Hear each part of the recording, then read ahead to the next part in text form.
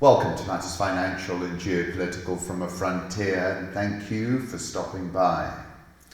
Let me start with macro thoughts. I saw a tweet from Holger, US markets pricing in 93 basis points of rate cuts, but over the next 12 months. He was responding to a tweet from Donald Trump.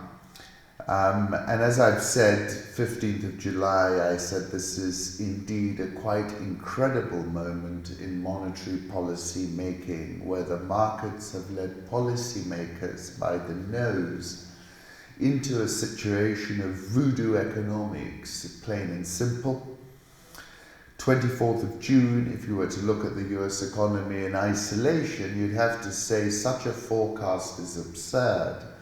The economy has some soft spots, but unemployment is at multi-decade lows and consumer spending holding up. And that's why you're getting this dissonance between what folks like Larry Kudlow are trying to say, we're not in a recession, and these incredibly needy and demanding tweets of Trump's. I said in June, we're in nosebleed territory, this is voodoo economics, and also in June I wrote about how bond yields were in tilt mode, and actually I think there's a chance, a good trading sell now, US 10-year note. Gold price and the volume of negative yielding debt trading in tandem, Holger again. And this speaks to the article I wrote over the weekend about safe havens are priced for Armageddon now. Year-to-date total returns, this is from Chi Girl.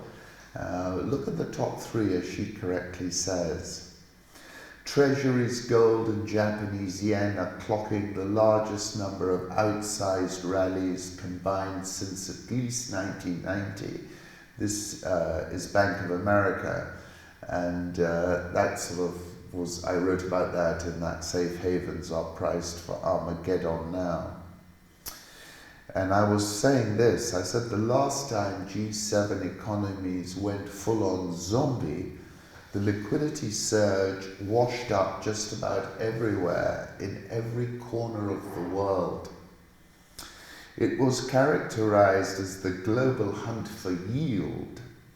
Now when safe haven demand turns parabolic, investors are signaling they are not interested in the return, but only in getting their principal back. Emerging and frontier markets look in big trouble this time around, and we'll get to emerging markets in a moment. I like this version of Malaika by Fadhili Williams. I think it was the original. This photograph by Desiree Laverne, My Beautiful Africa. And for some reason yesterday I went back to The Lonely Londoners, a 1956 novel by the Trinidadian author Samuel Selvon. The most striking feature of The Lonely Londoners is its narrative voice. Naipaul also was very good at capturing narrative voice. Selvon started writing the novel in standard English, but soon found out that such language would not aptly convey the experiences and the unarticulated thoughts and desires of his characters. In creating a third-person narrator, who uses the same creolized form of English as the characters of the novel, Selvon added a new multiculturalist dimension to the traditional London novel. Lonely Londoners represented a major step forward in the process of linguistic and cultural decolonization. It was a summer night, laughter fell softly. It was the sort of night that if you wasn't making love to a woman, you feel like you was the only person in the world like that. But big headlines in the papers every day, and whatever the newspaper and the radio say in this country, that's the People Bible. Piccadilly Circus, that circus have a magnet for him. That circus represent life. That circus is the beginning and the ending of the world. Always from the first time he went there to see Eros and the lights, that circus have a magnet for him. That circus represent life. That circus is the beginning and the end of the world. Every time he go there, he have the same feeling like when he see it the first night. Drink Coca-Cola. Any time is Guinness time. Bovril and the fireworks. A million flashing lights. Gay laughter. The wide doors of theatres. The huge posters. Ever-ready batteries. Rich people going into tall hotels. People going to the theatre. People sitting and standing and walking and talking and laughing in buses and cars and Galahad Esquire in all this, standing there in the big city in London, oh Lord. And finally, sometimes the words freeze and you have to melt it to hear the talk. Political reflections. What Beijing really fears is another Taiping rebellion. A nobody named Hong Kui Quan proclaimed himself the brother of Jesus and raised a vast peasant army to overthrow the ruling Manchu dynasty in Beijing. In the same article, the type of repression China imposed on Tibet and Muslim regions could be repeated in Hong Kong. I'm not sure about that at all. There is absolutely nothing any of the world's powers can do about it. China will then turn its attention to renegade province Taiwan. On the recommendation of Jorge Guajardo, I came across this article in Bloomberg. If we burn, you burn with us. If Xi sends in the People's Liberation Army or paramilitaries to crack down, he would transform one of the world's leading financial centers into an urban battleground. The resistance would bleed the Chinese economy. Hong Kong still plays a vital role in funding China Inc. and set back China's soft power efforts around the world. Beijing could forget about a peaceful unification with Taiwan. Indeed, a conviction is taking hold among protesters that only the prospect of colossal damage to Hong Kong, as well as to China's global reputation, stands between the city's freedoms and a military onslaught. A message they spray paint on city walls and pedestrian bridges reveals their desperation. If we burn, you burn with us. Beijing blames what it now calls a colour revolution on foreign black hands, a euphemism for meddling Americans. Political realists will argue that the leader of a Leninist party would never countenance such compromises. In such systems, power is non-negotiable. I live, you die is the ruling creed. And I touched on this because you're getting two sides, one saying it's impossible, the other saying no one's going to stop them. And I said over the weekend, Hong Kong is presenting a serious challenge to the Chinese authorities. It is not possible to Xinjiang Hong Kong, I think. And I said the citizens in Hong Kong have been very virulent. They've flooded the zone. Whoever controls the territory possesses it. Possession of territory is not primarily about laws and contracts, but first and foremost a matter of movement and circulation. And I was saying they're proven very sophisticated. They were talking about taking out all their bank deposits on Friday. I wonder how much was actually withdrawn from the system. It would be interesting to know.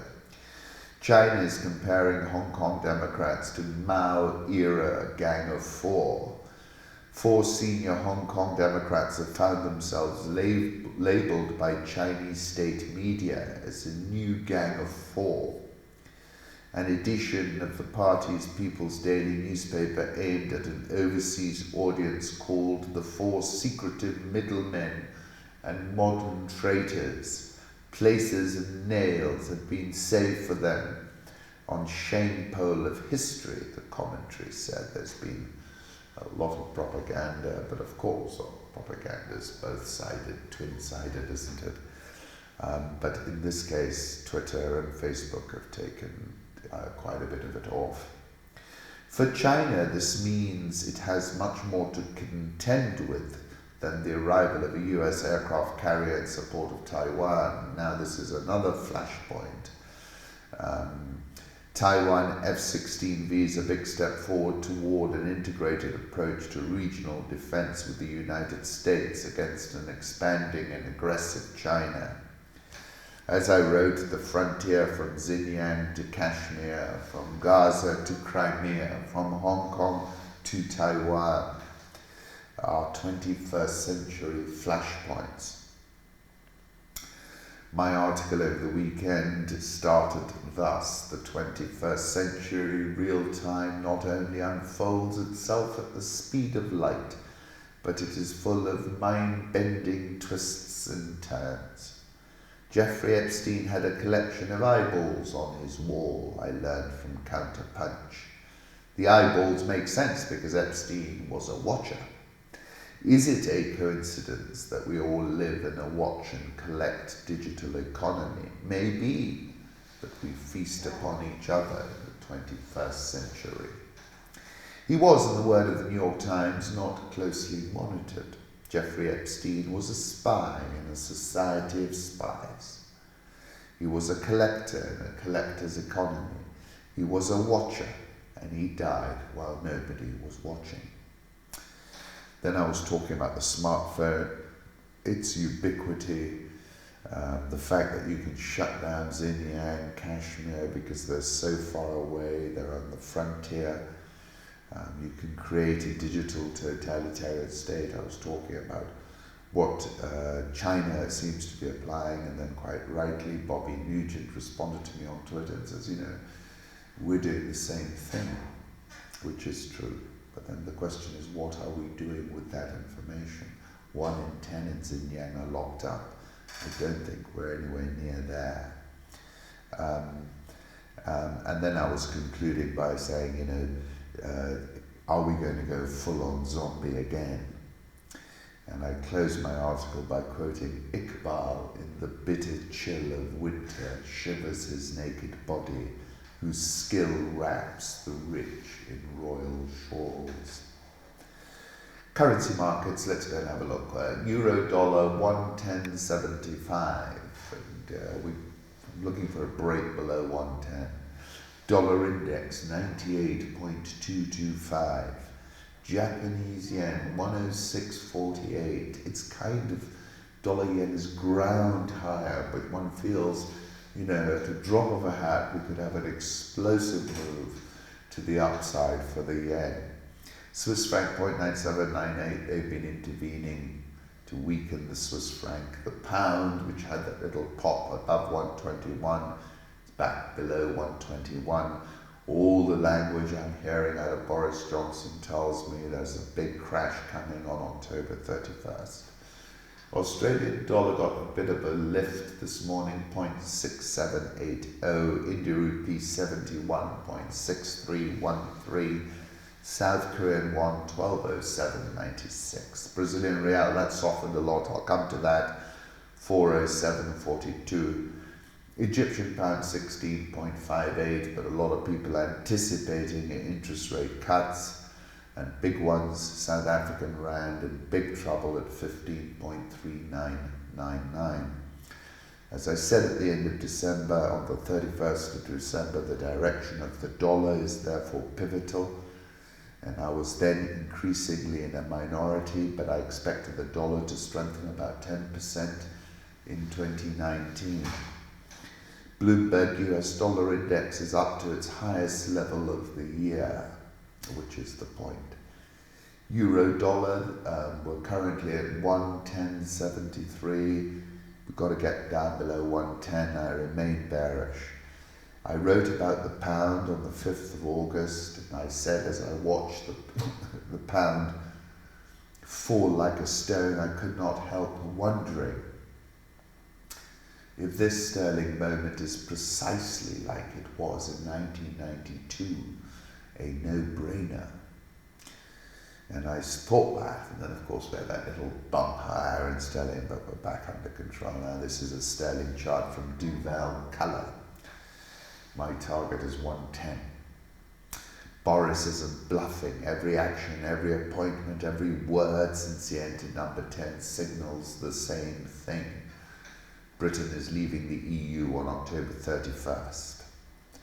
And I asked on the 5th of August, can Prime Minister Johnson self-eject Britain? It looks like it to me. Can he be stopped? I don't think so, notwithstanding the fact I said it's a political calculation. This is sterling yen, which I think is a very interesting chart. That's from RAF at ADSS. I can see sterling selling off against the yen. Going back to what I said about the renminbi, I said it is the catalyst, and China has signaled it will be a shock absorber. Where are we currently? 707.30, so unchanged. And the point I was making is that they're going to use the currency as a shock absorber. And Xi is also signaling that by controlling the currency, he controls the stock market in America, and therefore he now has control of the console. Let's move on to commodity markets. Gold beginning to lose its grip from 1500, 1499, 14 last. It's been a stupendous rally. But I think, we've got to pause for breath, and I think that moment is probably upon us now. Crude oil, $56.18. The news over the weekend, I think, was important, that they were able to get drone strikes on Saudi oil facilities. Emerging markets, as I wrote over the weekend, and frontier markets have been encountering a bout of serious turbulence. The rand, which can be viewed as a proxy for the global appetite for risk, is back as the world's most volatile major currency. Options pricing suggests it's not going to lose that status anytime soon. South Africa's currency depreciated 6.5% versus the dollar in August, the worst performance among emerging market currencies after Argentina's peso. I said stock markets from Lagos to Nairobi to Johannesburg are in reverse. There is a big negative spillover happening in front of our eyes. Brazil's real slid 1.5% to a 3-month low through 407. Real is now down 6% in August. Let's move on to Africa. In this photograph, Omar al-Bashir stands in a cage at a courtroom in Khartoum where he's on trial for corruption. Photograph is Ibrahim Hamid, AFP, Getty Images. 21st of January, I said President Bashir is a political Harry Houdini. Otherwise, he would not have lasted more than 3 decades. But it's clear these are the last days, or the end times. And then I take you to Kapuscinski. The choice of that moment is the greatest riddle of history. And he said, if the crowd disperses, and it has in Sudan, goes home, does not reassemble, we say the revolution is over. President Adesina of the African Development Bank says, I think the trade war has significantly impacted economic growth prospects in China, and therefore import demand from China has fallen significantly, and so demand for products and raw materials from Africa will only fall even further. It will also have another effect with regard to China's own outward bound investments on the continent. 30th of August, I said China has exerted the power of pull over a vast swathe of the world over the last 2 decades. We can call it the China, Asia, EM, and frontier markets feedback loop. This feedback loop has been largely a positive one for the last 2 decades. With the renminbi now in retreat and in a precise response to Trump, this will surely exert serious downside pressure on those countries in the feedback loop, which is what I think the President is saying. And as I've said before, the purest proxy for that feedback loop is the Rand. The Rand has fallen more than 7% since the beginning of August. This is the South African deficit as per Bloomberg Africa. It's trending worse. South African all shares up 3.13% year to date. Dollar Rand, we're around the 1540 level and looking under pressure. Egyptian pound 16.59, EGX 30 up 9.73% year to date as people anticipate the rate cuts. Emefiele told investors that currency stability would continue. A fund manager and a banking source said, this is in London, the Naira weakened to 364 last week as oil prices fell. I think it is time to worry. Nigerian all share minus 13.72% year to date. The priest placed the axe on his head and gave him his strong name, that of a famous African freedom fighter. John's was Patrice Lumumba, after the Congolese politician murdered in 1961. An article in Harper's about Nigerian gangs. Others knelt and were named too: Marcus Garvey, Muammar Gaddafi, Usman Dan Fodio, and Ngugi wa Thiong'o. The men who had tormented John for hours now embraced him. They passed him a cup of kokoma, a strong weed-infused punch. John was exhilarated and drunk. He was an axeman. Ghana Stock Exchange is down 8.35%, but there is a kind of banking crisis brewing over there. Diamond Trust reported first half earnings per share increased 11.031%. Government securities held to maturity declined 10.787%. Loans and advances to customers net declined 3.761%. Total operating income was down 3.999%. Loan loss provision sharply reduced 68.15%. That bumped up profit before tax 10%. Profit after tax up 10.04%. The loan loss provision refers. Otherwise, it's been a very defensive posture. However, price to book of 0.6 is egregious. Nairobi all share up 8.18% year to date. Nairobi NSE 20 down 11.13% year to date. Thank you for stopping by.